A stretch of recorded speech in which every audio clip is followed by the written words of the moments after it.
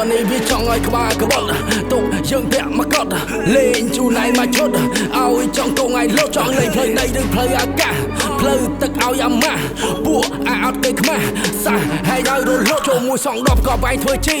កងតបឯងមុខញីប៉ះកងតបខ្មែរយកឯងរត់ចោលផែនទីអំបុកមួយថងកាន់កំភ្លើងកេកៃមិនដកឃ្លៀពួកអាសិតថៃឯងចង់ប្រឡ័យអញឲ្យឯងវេទនាពួកយើងអងអញមិនដែរនឹងខ្លាយទេអ្នកណាគេចង់ប្រឆាំងសន្តិភាពសុខសាន្តវាមិនចង់បានទេ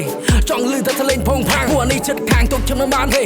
ចូលចិត្តស៊ីបាយបោកឆ្នាំយកបាយនឹងស្ដាច់ពួកអាលមោបកាមពួកឯងដាច់ឆ្នាំមិនបានទេ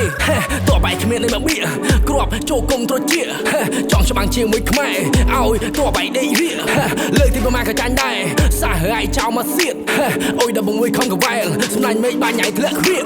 ពួកឯងមិនជាមនុស្សទេចោចាស់ឲ្យនៅខំទៅព្រុសតែប្រជាជនស្រូតត្រង់ពួកឯងខំប្រឹងតាមបាញ់ទំលុះអញផ្ដាំតកូនតចៅថាសាសឯងខួរក្បាលធ្លុះជាមួយស្ដេចលមោកាមឲ្យនឹងរដ្ឋមន្ត្រីដែលញៀនភូសយើងមិនខ្លាចនឹងតតាំងប្រឆាំងដល់ទីបំផុតមានមេដងដែរសាស្អំនៅក្នុងខ្លួនមិនរលត់មិនចេះតែបំភ្លៃរឿងដែរមិនឃើញនឹងមុខមិនដូចអាសត្វថៃក្រឡៃធ្វើរឿងអាបាយមកដីវាធ្វើមិនបែកចង់ហែកមេឃលេងផ្លូវអាកាសពួកវាដូចសត្វចម្លែកតែមិនខ្លាំងគួរឲ្យអាម៉ាស់កងតបវាខ្លាំងតែសំដីកាំងកំភ្លើងបាញ់ទៅមិនច្បាស់ពួកឯងយកជីវិតមកខ្សែធ្វើជីប៉ះខ្លាចឹងចាស់ផ្លូវដីផ្លូវអាកាសវាលេងមិនឈ្នះទៅជំនះលេងផ្លូវទឹកថ្ងៃ12ខែ12ប្រជាជនរត់ចេញទាំងព្រឹក